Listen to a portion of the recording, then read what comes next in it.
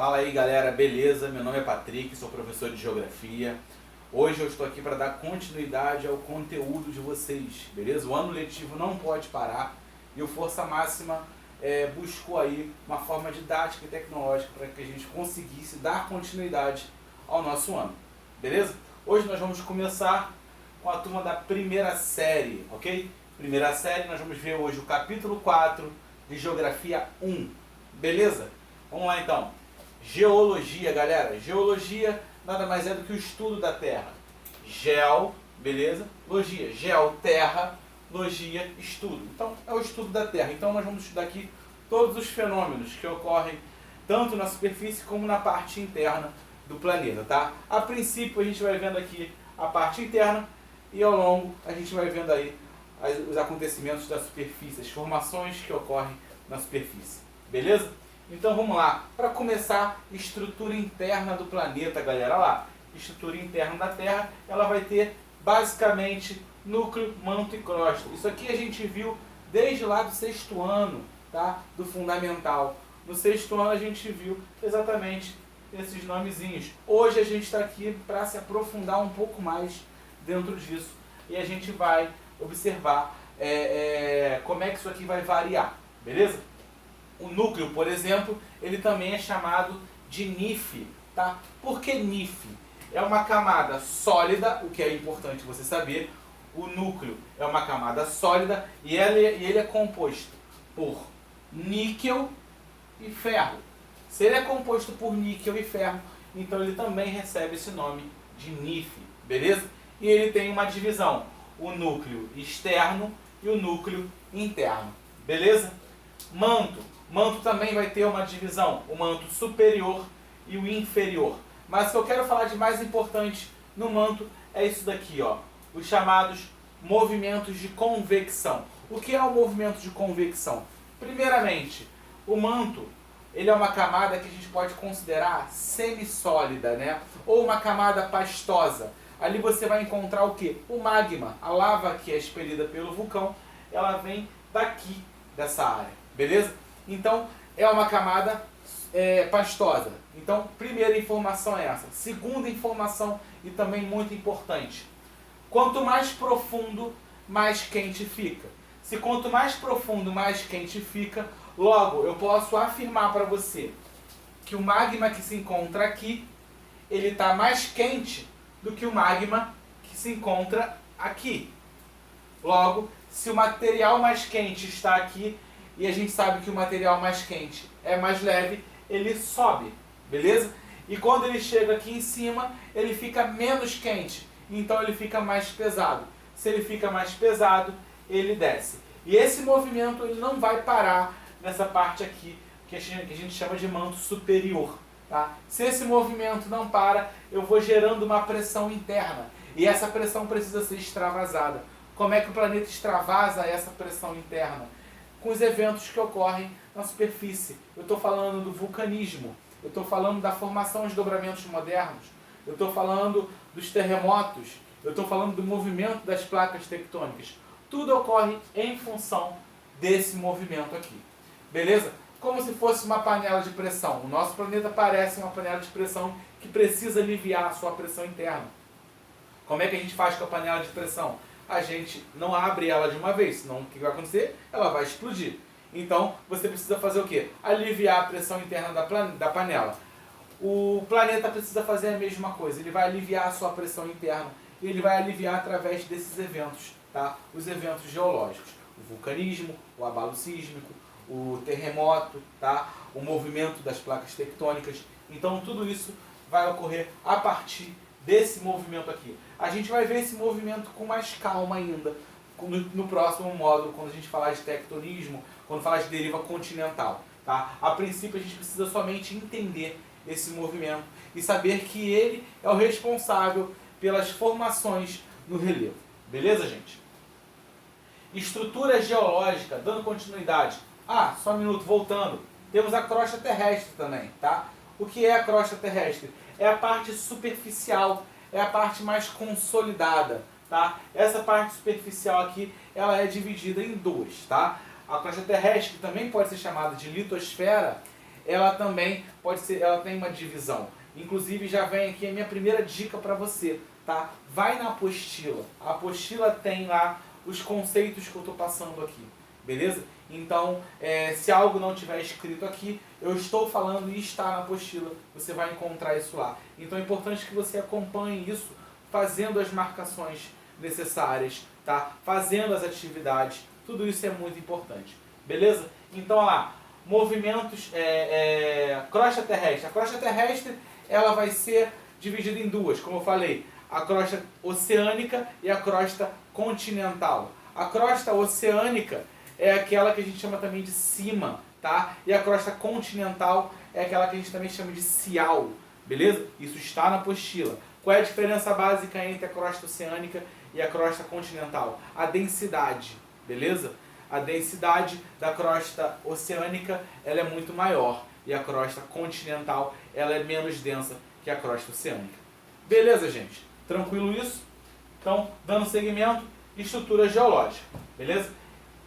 Primeira estrutura que nós vamos verificar são os crátons, tá? Crátons também são chamados de escudos cristalinos ou maciços antigos. Repara nesse nome, maciço antigo. Olha isso aqui, ó, estruturas do pré-cambriano. Estou falando das estruturas mais antigas que nós temos. Então, geologicamente falando, a gente tem uma estrutura muito antiga, que são os escudos cristalinos, onde nós encontramos minerais metálicos, por exemplo. Beleza? Olha lá, formados por rochas magmáticas e metamórficas. E a gente já faz um link também com o conceito dessas rochas, tá? Que está na apostila, mas eu também vou explicar por aqui. O que é a rocha magmática? É aquela rocha que vai se solidificar. Por exemplo,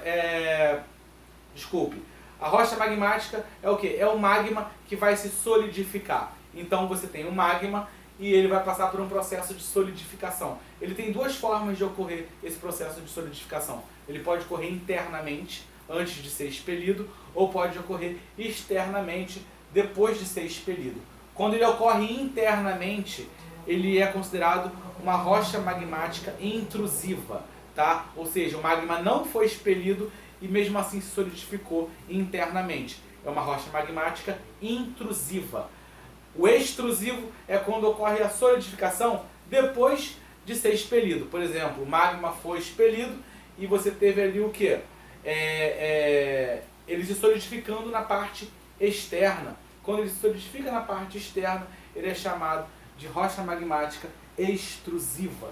Beleza, gente? As rochas metamórficas, elas são rochas que passam por altas pressões, altas temperaturas, que promovem nela uma transformação, uma mutação. Tá? Basicamente isso. Então essas duas estruturas, rochas metamórficas e magmáticas, são as rochas que vão compor aí essas estruturas do pré-cambriano, que são os crátons, tá? Ou escudos cristalinos, ou maciços antigos. Tranquilo, gente? Dando continuidade, bacias sedimentares. As bacias sedimentares, elas são as estruturas da era paleozoica. Então, pensa comigo. É da era paleozoica, eu posso considerar sim que é uma estrutura antiga também, tá? Não tão antiga como os crátons, porém também é considerado antiga, beleza? Olha lá, formada por rochas sedimentares, e a gente também já faz um link lá com o nosso material, tá? Dando uma olhada no que é rocha sedimentar, vou explicar por aqui também. Rocha sedimentar basicamente é aquela que se formou a partir do acúmulo de sedimentos que vieram de outras rochas. Então ocorreu um processo erosivo. Esse material foi desgastado de algum lugar, foi transportado e foi acumulado em outro, tá? Esse acúmulo de sedimentos e a sua compactação, você forma uma rocha sedimentar, tá? Basicamente essa estrutura vai formar a bacia sedimentar, beleza? E olha só, interessante, ela é formada tanto por material sedimentar inorgânico, que são sedimentos que vieram de outras rochas simplesmente, ou orgânicos, tá? Quando você tem matéria orgânica envolvida. Um exemplo disso, o carvão mineral. Beleza, gente? Tranquilo até aqui? Continuando. Dobramentos modernos. Pensa nesse nome, moderno. Se é moderno, eu estou falando de uma estrutura mais jovem. Olha lá, era cenozoica, tá? Geologicamente falando, eu posso considerar essa estrutura aqui uma estrutura mais jovem. Ela é mais recente no processo de formação de relevo. beleza? Então é uma estrutura mais jovem, da era Cenozoica. Olha lá, por ser mais jovem, tá? Por ser moderno, eu tenho ali então instabilidade tectônica. São os locais onde eu vou ter grandes atividades vulcânicas e sísmicas, tá? Isso vai acontecer por ser uma estrutura mais jovem. Por ser uma estrutura mais jovem, você tem instabilidade tectônica, estando sujeito aí a atividades vulcânicas e sísmicas, beleza? Um exemplo disso, aqui na América do Sul, né, nós temos a Cordilheira dos Andes, beleza? A Cordilheira dos Andes, ela é formada a partir do encontro de duas placas tectônicas, a placa sul-americana e a placa de Nazca. Ocorre um movimento de encontro dessas placas, né, um movimento que a gente chama de convecção, tá? E você tem ali a formação dessa cadeia montanhosa da Cordilheira dos Andes, que é considerado um dobramento moderno. Tranquilo, gente? Então agora seguindo para formas de relevo, presta bem atenção, galera, eu vou citar essas três, considero aí como sendo mais importantes, tá? Vou traçar inicialmente um comparativo entre planalto e planície, tá? Porque é importante a gente fazer essas diferenciações. Planalto, superfície irregular, enquanto a planície eu tenho uma superfície mais aplanada, tá? Superfície irregular, então eu vou ter irregularidades mesmo na superfície do planalto, enquanto na planície eu tenho uma superfície mais plana, beleza? Planalto eu vou ter uma relativa altitude, enquanto na planície eu tenho menores altitudes. Tranquilo isso? E por fim, e não menos importante, cai bastante isso, olha lá. No planalto eu tenho mais desgaste e menos deposição.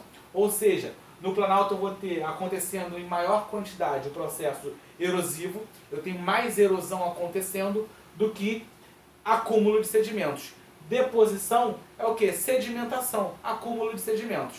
Então aqui eu tenho mais erosão e menos acúmulo de sedimentos. Enquanto na planície acontece ao contrário. Olha lá, menos desgaste, ou seja, menor é o processo erosivo e ocorre o que mais lá? Mais deposição, ou seja, mais sedimentação, mais acúmulo de sedimentos. Beleza, gente? Isso aqui é muito importante, isso cai bastante. Ok? Para finalizar, depressão, galera. A depressão ela é também dividida entre absoluta e relativa. Mas uma coisa é certa. O que é depressão? Depressão é toda a área que está abaixo, tá? Toda a região que está abaixo das áreas do entorno. Então, se eu tenho uma região que está aqui e as áreas do entorno estão acima, eu já tenho uma área de depressão, uma região de depressão. Beleza? Agora, existe uma diferençazinha básica. Aqui, por exemplo, na depressão absoluta, a depressão absoluta ela vai estar abaixo das áreas do entorno, tá? E também vai estar abaixo do nível do mar. Repara aqui no pontilhado, ela está abaixo do nível do mar. Ou seja, ela está abaixo de tudo, das áreas do entorno e do nível do mar. É considerada uma depressão absoluta, beleza? Relativa. A depressão relativa, basicamente, ela vai ser igual, no sentido de ser abaixo das áreas do entorno, porém, quando a gente repara o nível do mar, aqui ó, nível do mar está aqui, ou seja, está abaixo da área de depressão. Logo, essa é uma depressão relativa, não deixa de ser uma depressão por estar abaixo das áreas do entorno, porém, eu tenho uma depressão que vai ser considerada relativa por estar abaixo do nível do mar. Tranquilo isso, galera? Basicamente, esse é o módulo, esse é o capítulo 4, né? Então, primeiro conselho que eu faço a vocês, que eu dou a vocês, deem uma olhada na apostila, tá? Dá uma lida, façam as marcações, assistam essa aula quantas vezes vocês acharem necessário, façam as marcações necessárias. Outra coisa importante, façam as atividades do capítulo 4. Na verdade, o interessante é que cada término de módulo, de capítulo, você vai lá e faz a atividade daquele módulo que você concluiu, daquele capítulo que você assistiu, tá? Então, fazendo as atividades, assistindo às aulas quantas vezes forem necessárias e fazendo as marcações na parte teórica da apostila, vai dar tudo certo para você. Beleza, galera? Um grande abraço, fiquem com Deus, até a próxima.